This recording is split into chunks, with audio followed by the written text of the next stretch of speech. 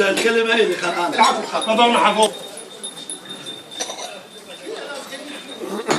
بسم الله الرحمن الرحيم، والصلاة والسلام على سيدنا ونبينا محمد وآله الطيبين الطاهرين. اللهم صل على محمد وعلى محمد. طبعا نقدم الشكر الجزيل للشيخ حامد أبو فراس.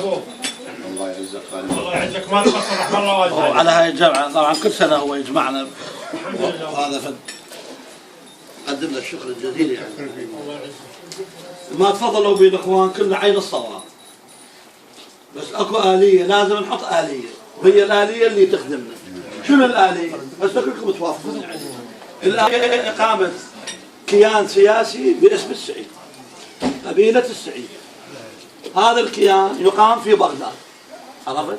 ندفع فلوس الكيان ان 30 مليون مالي 25. من هالكيان نسوي عدة كيانات بالمحافظات.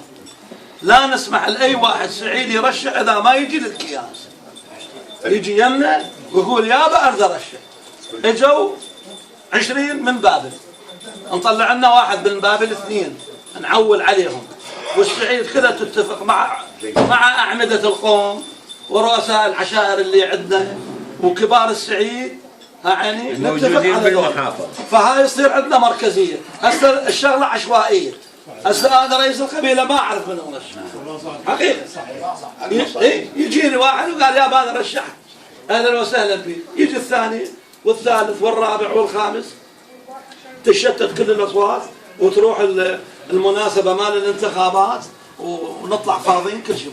الايام راحت. هسه هاي راحت بعد بلحت، لان قامت الكيان لان اخر يوم الخميس.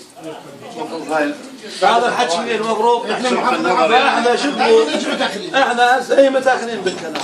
هسه اللي نقدر عليه ونتلافى نقدر، ولو ما نقدر ان شاء الله مرشح قبل هذا الوقت اذا سعيد نقدر يجوز نعول عليهم.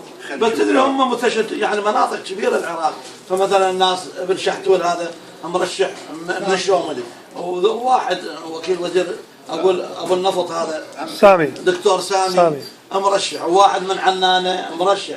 هم جون ذولا كلهم، وابن عثمان بن عمنا عمي اللي يرشح عامر استاذ عامر.